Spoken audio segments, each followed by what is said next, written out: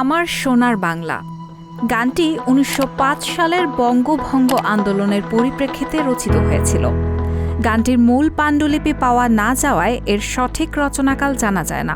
সত্যেন রায়ের লেখা থেকে জানা যায় ১৯০৫ সালের ৭ আগস্ট কলকাতা টাউন হলে একটি প্রতিবাদ সভায় এই গান প্রথম গাওয়া হয়। সে বছর ৭ সেপ্টেম্বর সঞ্জীবনী পত্রিকায় রবীন্দ্রনাথ ঠাকুরের স্বাক্ষরে গানটি ছাপা হয়। জাতীয় তথ্য বাতায়নে বলা হয়েছে, আমার সোনার বাংলা গানটি ২০ শতকের প্রথম ২ দশকে স্বদেশী আন্দোলনের সময় অত্যন্ত জনপ্রিয় ছিল। ১৯০৫ সালে বঙ্গভঙ্গ বিরোধী রাজনীতিক, স্বদেশকর্মী ও বিপ্লবীরা বাঙালি জনগণকে দেশপ্রেমে উদ্বুদ্ধ করার মাধ্যম হিসেবে এই গান প্রচার করেন। কিন্তু ২০ শতকের ২০-এর দশকে আঞ্চলিক জাতীয়তাবাদ স্তিমিত হয়ে পড়লে এই গানের প্রচলন কমে যায়। ১৯৭০ সালে মুক্তিপ্রাপ্ত চিরসবুজ সিনেমায় জীবন থেকে নেওয়াতে এই গান ব্যবহৃত হয়। এটি কোনো সিনেমায় এই গানের প্রথম ব্যবহার। জহির রায়হানের এই সিনেমায় তৎকালীন বাঙালি স্বাধীনতা আন্দোলনকে রূপকের মাধ্যমে তুলে ধরা হয়। ১৯৭১ সালে মুক্তিযুদ্ধের আগে গানটির পুনরুজ্জীবন ঘটে। ১৯৭১ সালের ৩ জানুয়ারি ঢাকার পল্টন ময়দানে ছাত্রলীগ ও শ্রমিক লীগ আয়োজিত এক জনসভায় গানটি গাওয়া হয়। ঢাকার রেসকোর্স ময়দানে বঙ্গবন্ধু শেখ মুজিবুর রহমানের ঐতিহাসিক ৭ই মার্চের ভাষণের আগেও গানটি গাওয়া হয়েছিল। ২৩ মার্চ স্বাধীন বাংলা কেন্দ্রীয় ছাত্র সংগ্রাম পরিষদের আনুষ্ঠানিক স্বাধীনতা প্যারেডেও গানটি গাওয়া হয়। মুজিবনগরে বাংলাদেশের প্রবাসী সরকার এই গানকে বাংলাদেশের জাতীয় সঙ্গীত হিসেবে স্বীকৃতি দেয় এবং মুক্তিযুদ্ধ চলাকালে গানটি স্বাধীন বাংলা বেতার কেন্দ্র থেকে নিয়মিত পরিবেশিত হয়।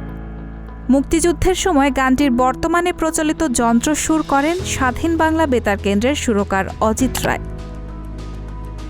স্বাধীনতার পর ১৯৭২ সালে সংবিধান প্রণয়ন হলে এর ৪.১ অনুচ্ছেদে আমার সোনার বাংলার প্রথম ১০ চরণ গণপ্রজাতন্ত্রী বাংলাদেশের জাতীয় সঙ্গীত হিসেবে অন্তর্ভুক্ত হয়। গানের প্রথম ১০ ছত্র কণ্ঠসঙ্গীত এবং প্রথম ৪ ছত্র যন্ত্রসঙ্গীত ও সামরিক বাহিনীতে ব্যবহার করা হয়। মঙ্গলবার জাতীয় প্রেস ক্লাবে এক সংবাদ সম্মেলনে বাংলাদেশের জাতীয় সঙ্গীতকে স্বাধীনতার অস্তিত্বের পরিপন্থী আখ্যা দিয়ে তা পরিবর্তনের দাবি জানিয়েছেন জামায়াতে ইসলামীর সাবেক আমির গোলাম আজমের ছেলে আবদুল্লাহিল আমান আজমি। এ সময় তিনি ৮ বছর গুম থাকার সময়ের বর্ণনা দেওয়ার পাশাপাশি নতুন করে সংবিধান রচনার দাবি জানান। আমান আজমি বলেন, ১৯০৫ সালে বঙ্গভঙ্গ রদ করার জন্য রবীন্দ্রনাথ লিখেছিলেন, আমার সোনার বাংলা আমি তোমায় ভালোবাসি। এই জাতীয় সঙ্গীত দুই বাংলা এক করার জন্য জাতীয় সঙ্গীত। আমরা কি দুই বাংলা এক হতে চাচ্ছি? আমরা কি স্বাধীন বাংলাদেশ রাখতে চাই নাকি ভারতের পশ্চিমবঙ্গের অঙ্গীভূত রাজ্য হতে চাই?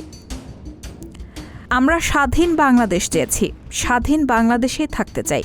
এই জাতীয় সঙ্গীত আমাদের স্বাধীন বাংলাদেশের অস্তিত্বের পরিপন্থী। আমি জোর দাবি জানাচ্ছি, আমাদের নতুন জাতীয় সঙ্গীত তৈরি করা হোক। ৭২-এর সংবিধানকে অবৈধ আখ্যা দিয়ে আমান আজমি বলেন, ১৯৭০ সালে আওয়ামী লীগ জনগণের কাছ থেকে ম্যান্ডেট নিয়েছিল পাকিস্তানের সংবিধানের অধীনেই পাকিস্তান রাষ্ট্র গড়ে তোলার জন্য, স্বাধীন সংবিধান রচনা করে নয়। ১৯৭১ সালে পাকিস্তান আমাদের ওপর যুদ্ধ চাপিয়ে দিয়েছে। আমরা যুদ্ধ করে স্বাধীন হয়েছি আলহামদুলিল্লাহ, কিন্তু তারা জনগণের কাছ থেকে নতুন সংবিধান প্রণয়নের কোনো ম্যান্ডেট নেয়নি। সুতরাং এই সংবিধান আমার দৃষ্টিতে বৈধ নয়। নতুন করে একটি কমিটি করে নতুন সংবিধান তৈরি করা হোক, এটা বাতিল করা হোক।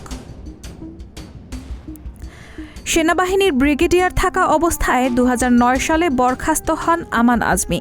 ২০১৫ সালে তিনি মুক্তিযুদ্ধে ৩০ লাখ শহীদের তথ্যকে কাল্পনিক বলেছিলেন। মঙ্গলবারের সংবাদ সম্মেলনে আবারও একই প্রশ্ন তোলেন। বলেন, শেখ মুজিব সাহেব ৩ লাখ বলতে গিয়ে ৩ মিলিয়ন বলেছেন এবং এটাই ৩০ লাখ হয়ে গেছে।